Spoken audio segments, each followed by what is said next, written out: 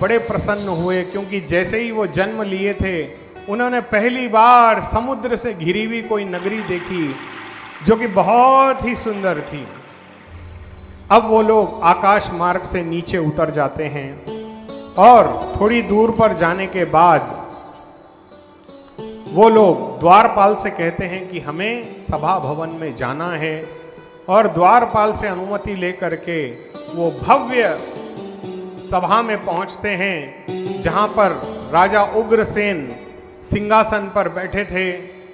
ठीक उनके बगल में भगवान श्री कृष्ण द्वारकाधीश, एक और बलराम जी, एक और सभी सभासद बैठे थे। मेरे बाबा का चेहरा इतना सुंदर था, इतना कोमल शरीर था, उनके शरीर में से दिव्य कांति एवं प्रकाश निकल रहा था। मेरे गोविंद ये जानते थे कि मुझसे मिलने कौन आया है, फिर भी एक अनजान की तरह वो देखने लगे। और क्या देखते हैं कि थोड़ी देर में घटोत्कच एक नन्हे से बालक को लेकर के सभा भवन में पधार रहे हैं। जैसे ही घटोत्कच ने भगवान श्री कृष्ण को देखा, उग्रसेन जी को देखा, सभी को नमस्कार किया, जाकर के साक्षात दंडवत प्रणाम किया। मेरे बाबा बर्बरीक ने भी भगवान श्री कृष्ण को और वहां पर उपस्थित समस्त सभासदों को नमस्कार किया।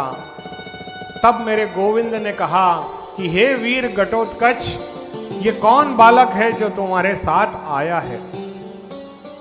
तब मेरे गोविंद को घटोत्कच जी ने कहा, हे केशव, आपने मुझे पुत्रवान होने का आशीर्वाद दिया था, जिसके फल स्वरूप मुझे ये पुत्र रत्न की प्राप्ति हुई है।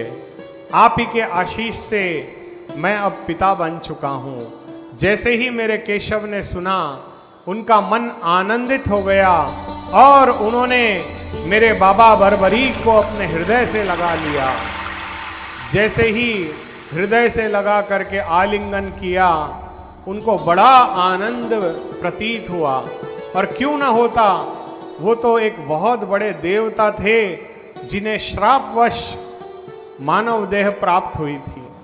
तो जैसे ही मेरे गोविंद ने उन्हें अपने गले से लगाया, उनका हृदय इतना कोमल था कि मेरे केशव ने उनका एक नया नाम रखा, सुहृदय।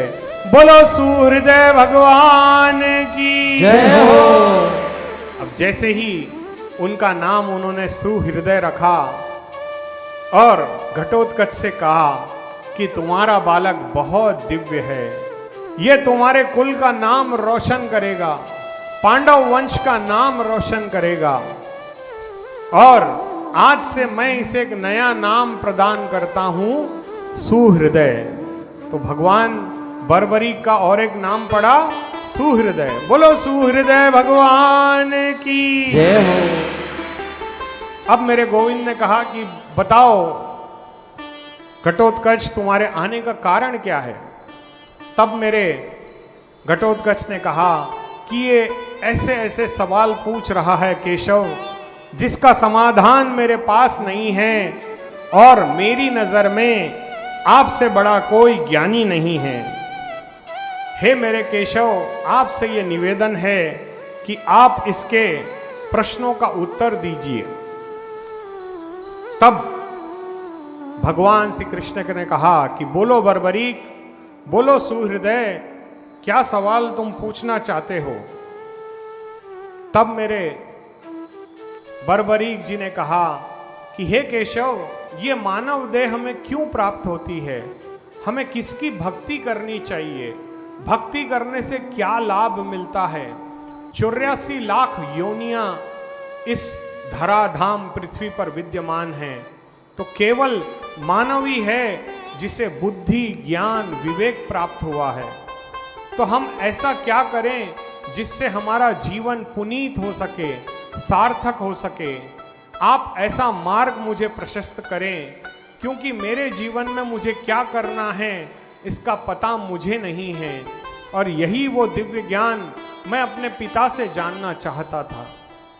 तब मेरे केशव मुस्कुराए और उन्होंने कहा कि सुनो श्री हृदय, ये जो मानव योनि आपको प्राप्त होती है, ये 84 लाख योनियों के बाद, यानी 83,99,999 योनियों को बुद्धि और ज्ञान नहीं है।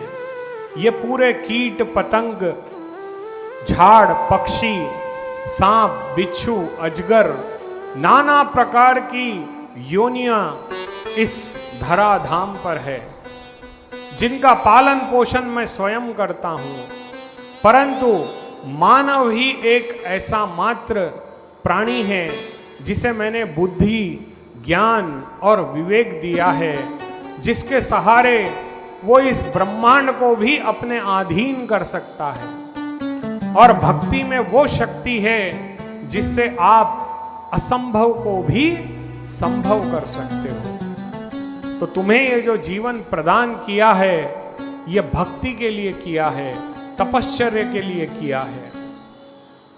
तब मेरे बर्बरी कहते हैं कि अक्सर ऐसा देखा जाता है केशव कि लोग अपना मकान, अपनी दुकान, अपना घर, अपना राज्य, अपना शासन, मतलब आज इस संसार के अंदर सारे लोग अपना पेट पालने पर लगे हैं, परंतु भक्ति पर बहुत विरले भक्त ही जा पाते हैं। क्योंकि जिसके पास पैसा नहीं होता, जो इस जमाने की ठोकरें खाता है, तब वो तुम्हारी शरण में आता है।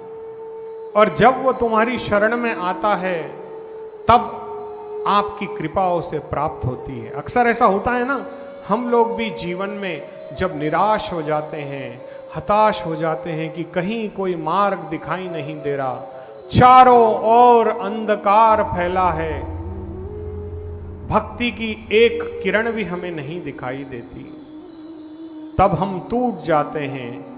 कुछ लोग तो आत्महत्या तक कर लेते हैं। कई बार ऐसा देखा जाता है। आज हमारे जो संत जन हैं, जिसमें सभी संत सम्मिलित हैं, यदि हम गुरु बना लें उन्हें, उनके सानिध्य में चले जाएं और उनसे केशव का मार्ग जानें। जैसे मान लीजिए किसी को कार चलानी सीखनी हो तो उसे ड्राइविंग स्कूल जाना पड़ता है। जब हमारे बच्चे छोटे होते हैं तब हम ABCD 1 2 3 4 सीखने के लिए उन्हें स्कूल भेजते हैं, प्ले स्कूल। जब उस कक्षा से वे उत्तीर्ण हो जाते हैं तब हम उन्हें बड़ी कक्षा में भेजते हैं। इसके बाद कॉलेज का दौर आता है, इसके बाद डिग्री कॉलेज का दौर आता है, और फिर वो मानव इस पैसे के चक्कर में पड़ जाता है। तो जीवन में हम सब भक्ति भूल चुके हैं। हमें क्या करना है? अपने बाबा की भक्ति करना है। और क्या कहना है?